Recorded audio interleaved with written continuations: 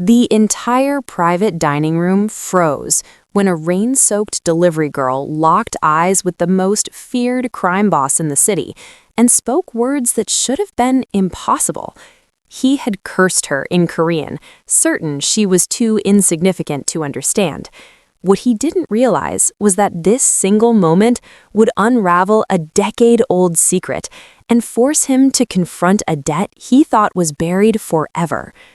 Emily Carter was only supposed to drop off the food and leave, nothing more. A working-class delivery rider walking into an exclusive restaurant where men in tailored suits discussed things that ended careers or lives. But when Jong Min-seok, head of the notorious Jong Syndicate, dismissed her with a venomous insult in his native tongue, assuming she was just another faceless worker beneath his notice, she made a decision that shattered every assumption in that room. Instead of swallowing the humiliation and walking away, she answered him in flawless Seoul dialect, triggering a chain of events that would resurrect ghosts from Min-seok's past, expose a conspiracy that threatened to destroy his empire, and transform them both into something neither expected. Emily didn't make it 3 blocks before she realized she was being followed.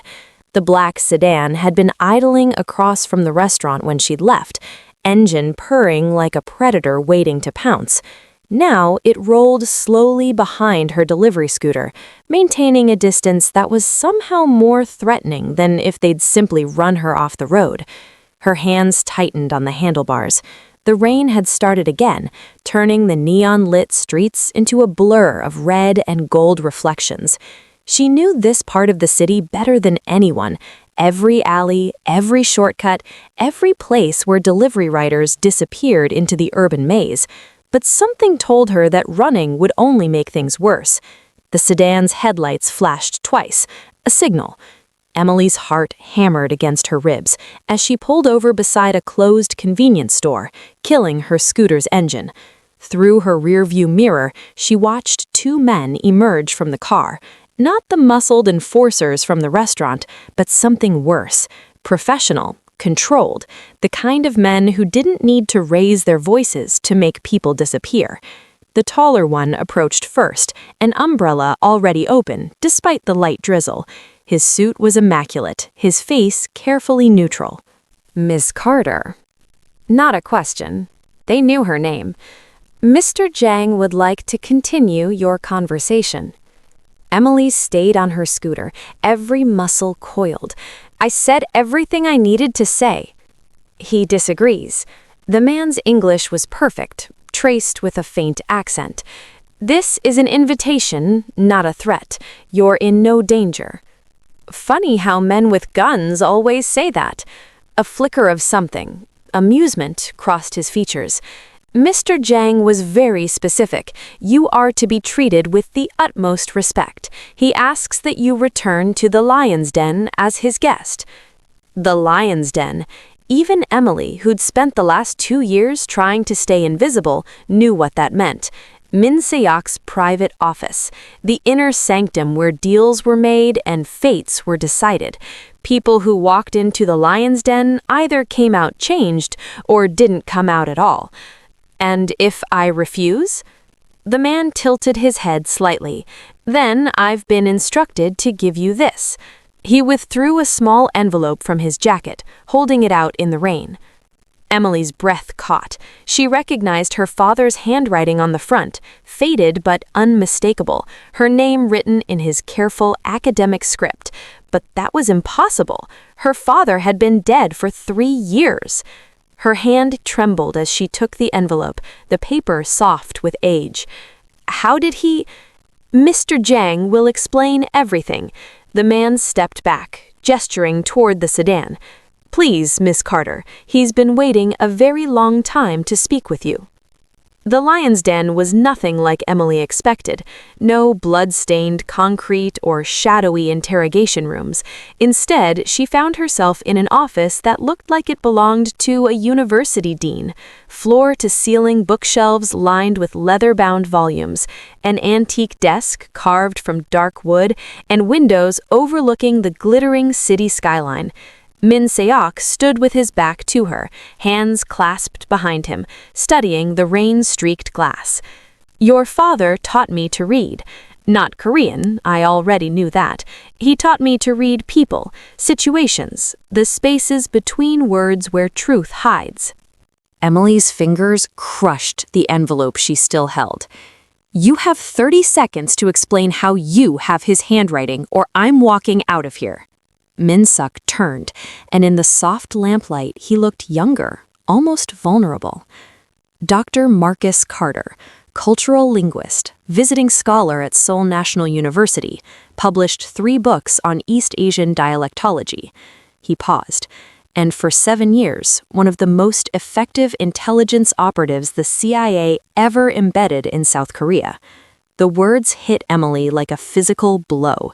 She'd known about the languages, the late-night phone calls, the way her father would disappear for weeks and return exhausted, speaking in his sleep, but she'd convinced herself it was academic work, research trips, nothing more.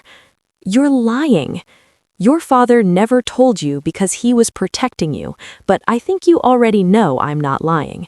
Min-suk moved to his desk, withdrew a leather portfolio, and spread photographs across the surface. "Seoul, 2003. Your father was investigating arms trafficking routes between North Korea and criminal syndicates in the South. I was 22, freshly inheriting my father's organization, drowning in obligations I didn't understand." Emily stepped closer despite herself. The photos showed a younger Min-suk, less polished, more desperate, and beside him in several shots, her father, unmistakable even in grainy surveillance footage. "He found me in an alley with 3 bullets in my chest, left to die by my own uncle who wanted control of the Jang clan. Your father didn't call the authorities. He didn't walk away. He carried me to a safe house, kept me breathing through the night, and when I was strong enough, he told me something I'll never forget." Min-suk's voice softened. He said, "You can inherit violence, or you can end it. Choose carefully because the city is watching." Emily's throat tightened. That sounded exactly like something her father would say, the professor who taught Sunday school and spoke 6 languages, who believed words could stop wars. "The envelope," she whispered. Min-suk nodded. "He left it with me 12 years ago, instructions to give it to you if you ever crossed my path." His eyes met hers. "He knew you'd learn Korean. He knew one day you'd need to understand why." Emily's hands shook as she tore open the envelope. Inside, a single sheet of paper, her father's handwriting filling both sides in a mixture of English and Korean characters she'd recognize anywhere, the private cipher he'd taught her when she was 12, calling it our secret language. But before she could read it, Min-suk's phone buzzed. He glanced at the screen, his jaw tightening. "I need to ask something of you. Something your father would have understood." "You don't get to invoke him like that." "Then I'm asking for myself." He pulled up an audio file, pressing play. A voice crackled through the speaker, Korean, but wrong somehow. The grammar was textbook perfect, the accent native, but the rhythm felt artificial, like someone performing rather than speaking naturally. Emily frowned. "Play it again?" Min-suk obliged, and this time she caught it. Certain words were stressed oddly, syllables drawn out in ways that made no conversational sense. She'd heard this pattern before, in her father's office late at night, when he thought she was asleep. "It's coded," she said slowly. "Whoever's speaking is using tonal emphasis to spell out a secondary message. Old-school tradecraft, the kind intelligence services used before digital encryption." Min-suk's expression darkened. "My people told me it was just a routine check-in from our contact in Busan. You're saying there's something else?" Emily pulled out her phone, recording as he played the message a 3rd time. She transcribed the emphasized syllables, then rearranged them according to the principles her father had drilled into her. The hidden message emerged like a photograph in developing fluid. "Package arrives Thursday. Lion sleeps during the gala." Emily looked up, her blood running cold. Someone's planning to hit you at a public event, and they know you'll be vulnerable. Minseok didn't move, but something lethal flickered behind his eyes. The charity gala. 3 days from now, 500 guests, including the mayor and half the city's corporate elite. He was quiet for a moment, thinking. Only 7 people knew I would attend. My inner circle. Then one of your 7 is working with whoever sent this message. The voice on the recording belongs to Park Jin-woo. He's been with my organization for 15 years, ran our Busan operations, always reliable, always loyal. Minseok's voice was eerily calm, the kind of calm that preceded violence. Or so I thought. Emily felt the weight of what she'd just uncovered. She'd walked into this office expecting answers about her father, maybe some closure. Instead, she'd just painted a target on someone's back, and possibly her own. "What happens now?" she asked. Minseok looked at her with an expression she couldn't quite read, respect mixed with something darker, more calculating. "Now, Miss Carter, you help me find out who else is betraying me. Because if they know about the gala, they know far more than they should, and your father's cipher might be the only language they don't expect us to speak." They were halfway to Emily's apartment when the truck came out of nowhere. Minseok's driver, a man Emily had learned was called Sung-ho, barely had time to shout a warning before the massive delivery truck ran the red light, barreling straight toward the passenger side where Emily sat. The sedan swerved hard, tires screaming against wet pavement, but the truck corrected course with the precision of someone who'd planned this down to the second. Not an accident, an execution. "Hold on!" Sung-ho yanked the wheel again, mounting the sidewalk as the truck's bumper kissed their rear quarter panel with a sickening crunch of metal. The sedan fishtailed, clipped a lamppost, and Emily's world became a chaos of spinning lights and shattering glass. When the car finally stopped, wedged between a dumpster and a brick wall, Minseok was already moving. He grabbed Emily's arm, pulling her through his door since hers was crushed against the dumpster. Blood ran from a cut above his eyebrow, but his grip was iron strong. "Go, go!" Sung-ho was out too, gun drawn, scanning the street. The truck had stopped 50 yards back, its driver's door opening. Emily didn't wait to see who emerged. Minseok dragged her into an alley, Sung-ho covering their retreat with his body. 2 shots cracked through the night, not from Sung-ho's weapon, but from behind them. They ran through a maze of backstreets Emily recognized from her delivery routes, Minseok keeping pace despite his tailored shoes and injured leg. Sung-ho directed them with terse commands, leading them finally to a nondescript building that looked abandoned from the outside. The safe house interior was Spartan, a single room with reinforced walls, basic furniture, and enough supplies to survive a siege. Minseok collapsed onto a worn couch, finally allowing himself to grimace in pain. They knew which car, which route, which intersection. His voice was rough.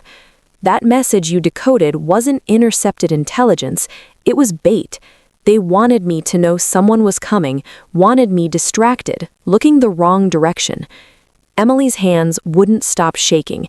She'd been in the city's roughest neighborhoods, faced down aggressive customers, navigated dangerous streets at midnight, but she'd never had someone actively try to kill her. "Your father once told me," Minseok said quietly, watching her process the shock, "that fear is just information your body hasn't organized yet. Let it wash through you, then let it go." Emily looked at him, this crime lord who quoted her father like scripture, who'd just saved her life despite barely knowing her. "Why am I still alive? You could have left me in that car." "Because your father saved me once when he had every reason not to." Minseok met her eyes. "And because right now, you're the only person in this city I know I can trust." Emily finally opened her father's letter while Minseok cleaned the cut above his eye at the safe house sink.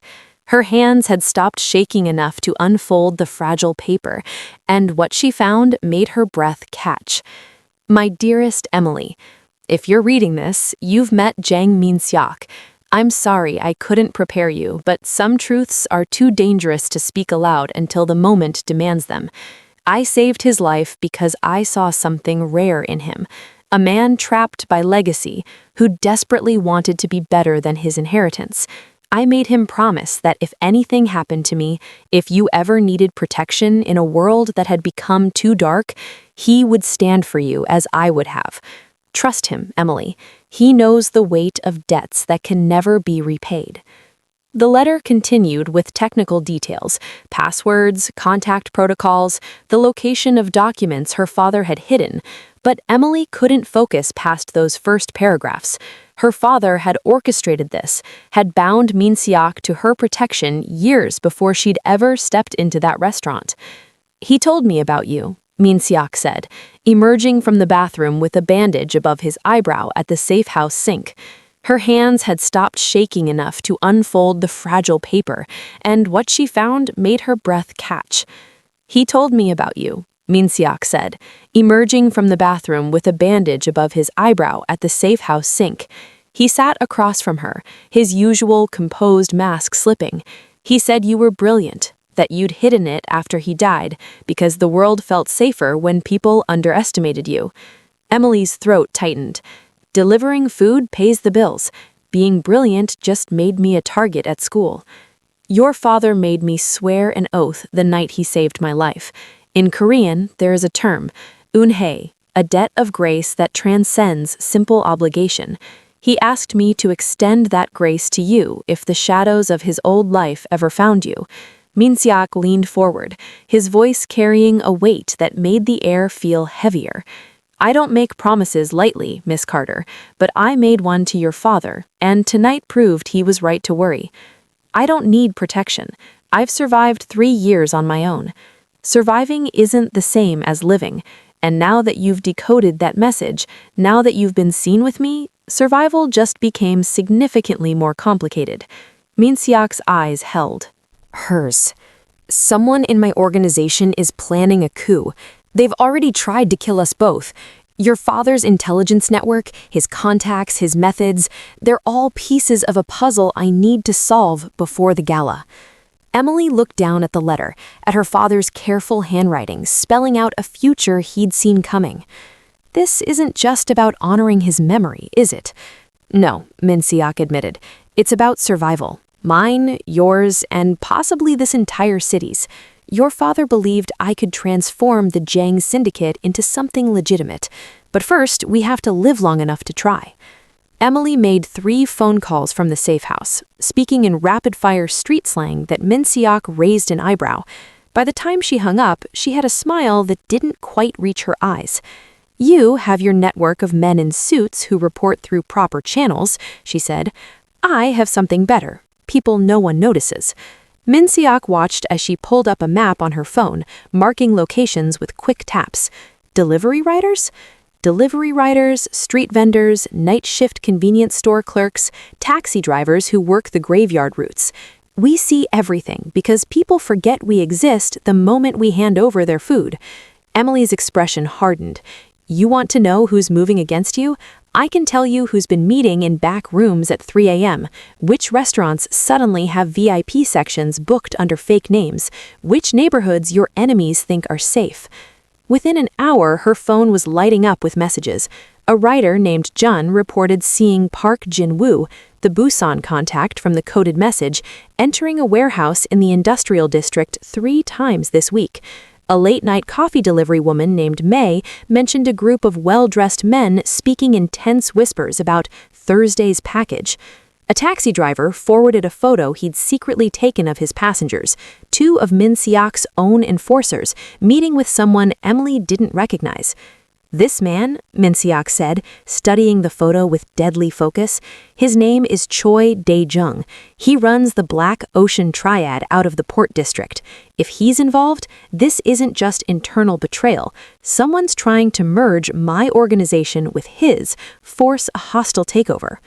Emily pulled up more messages, her delivery network functioning like a living surveillance system that covered every corner of the city. Choi's been moving weapons through the port. My contact at the shipping docks says there's been unusual activity, containers marked as electronics that sound wrong when they move. Arms for the coup, Minsiak muttered. They're not just planning to kill me at the gala, they're preparing for a war afterward, probably expecting my loyalists to retaliate. A new message came through, this one from a writer Emily had worked with for 2 years. Her hands went cold as she read it. Min-suk, her voice was barely a whisper. They know about this safe house. Someone just asked my friend to deliver food here. A test, probably, to see if we're inside. They're coming. Min-suk was already moving, grabbing a go-bag from under the couch, checking the magazine on a gun he pulled from a hidden compartment. How long? 20 minutes if we're lucky, maybe less. He looked at her with something like admiration mixed with grim determination. Your father's invisible army. He would have been proud. Then his expression shifted to pure calculation. But now we need to become invisible ourselves. Can your network hide us? Emily was already texting, fingers flying across the screen. Better than that, they can make us disappear completely. They moved through the city like ghosts, passed from one delivery rider to another, hidden in plain sight among the endless flow of workers that kept the metropolis alive after dark. Emily had called in every favor, activated a network her father had apparently helped build years ago, people who owed the linguists their safety, their education, their lives. But even invisible armies have limits. The trap came at dawn, when exhaustion had finally dulled their edges. Min-suk had arranged a meeting with his most trusted advisor, a man named Lee Tae-yun, who'd been with the Jang Syndicate since Min-suk's father ran it. Lee had promised safety, resources, a way to turn the tables before the gala. Emily should have seen it coming, should have noticed how easily Lee had known which encrypted line to call, how quickly he'd offered solutions that sounded too perfect. They met in a shuttered restaurant, early morning light filtering through dusty windows. Lee arrived alone, embracing Min-suk like a brother, his weathered face creased with concern. Thank God you're safe. When I heard about the attack, who told you? Emily's question cut through the reunion like a blade. Lee's eyes flickered toward her, just for a second, but that second was enough. Min-suk saw it too. His hand moved toward his weapon, but Lee was faster, a gun appearing from beneath his jacket, not pointed at Min-suk, pointed at Emily. I'm sorry it came to this, Lee said, his voice heavy with something that might have been genuine regret. But you've made yourself too dangerous, Min-suk. Your father understood. That our world requires blood, requires fear. Your obsession with legitimacy, with honor, it's weakness that will destroy everything we've built. Tae-hyun, Min-suk's voice was raw with betrayal. 30 years. You held me when my father died. Which is why I'm giving you a choice. Lee gestured, and men emerged from the kitchen, 6 of them, armed, professional. Walk away. Disappear. Let Choi Dae-young and I restructure the organization the way it should be run. Or watch the girl die and then die yourself trying to save a future that was never going to happen. Emily's mind raced through scenarios, exits, weapons within reach. But Lee had positioned himself perfectly, his guns steady, his men blocking every escape route. She has nothing to do with this, Min-suk said, his composure cracking. Let her go. She has everything to do with this. Marcus Carter's daughter, speaking his languages, knowing his secrets. Lee smiled coldly. Choi wants to meet the woman who decoded his message. Consider her a gift, one that will ensure your cooperation. The men moved forward. Emily fought, landing one solid strike before they overwhelmed her. The last thing she saw before the hood came down was Minsok's face, rage and anguish warring behind his eyes as Lee's gun kept him frozen in place. The gala is in 18 hours. I suggest you spend them wisely. Emily woke to the smell of salt water and engine oil. The hood was gone, replaced by the gray light of a warehouse somewhere near the port. Her wrists were zip-tied to a metal chair, her shoulders screaming from hours in the same position. Choi Dae-young sat across from her, studying her like she was a puzzle he was mildly interested in solving. He was older than Minsok, his face carved with the kind of scars that came from decades of surviving in a world that killed the weak. "Marcus Carter's daughter," he said in Korean, his accent thick with the coastal dialect of Busan. "I met your father once. He was translating for an American diplomat who thought he could negotiate with us. Smart man, knew when to stop talking." Emily said nothing, her mind cataloging details. 4 bards in the room, 2 more outside the door she could hear shifting. Windows high up, reinforced with bars. A container ship's horn in the distance. They were close to the active docks. "Lee tells me you've been helping Minsok play detective." Choi leaned forward. "Here's what's going to happen. You're going to call him. Tell him you're safe, that you escaped, that you need him to meet you, and when he arrives at the location we give you, this unfortunate chapter ends." "He won't believe me." "Then make him believe. Use that clever tongue your father gave you." Choi nodded to one of his men who brought over a phone. "One chance, Miss Carter. Cooperate and you walk away from this. Refuse and you'll watch what happens when people disappoint me." The guard held the phone to her ear. It rang twice before Min Seok answered, his voice tight with controlled fury. "Emily." She took a breath, then spoke in Korean, but not the Seoul dialect she'd used at the restaurant. Instead, she shifted into an archaic form, academic and formal, the kind only someone who'd studied historical linguistics would recognize. More importantly, she emphasized specific syllables, drawing them out in the exact pattern her father had taught her for embedding coded messages. "I'm safe, Min Seok. They released me near the old gong." She used the Chinese character pronunciation instead of the Korean word for port, unusual enough to signal wrongness. "And I'm frightened. Please meet me at the 23rd warehouse." 23rd, but spoken in formal Sino-Korean that nobody used in casual conversation. "Come alone. I'll wait until 7 o'clock." Again in the formal counting system. Choi smiled, hearing only compliance, but Emily had just told Min Seok everything, that she was at the port, in warehouse 23, that there were 7 guards, and that it was a trap.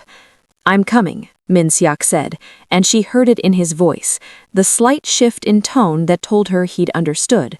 "Hold on." The line went dead. Choi stood, satisfied.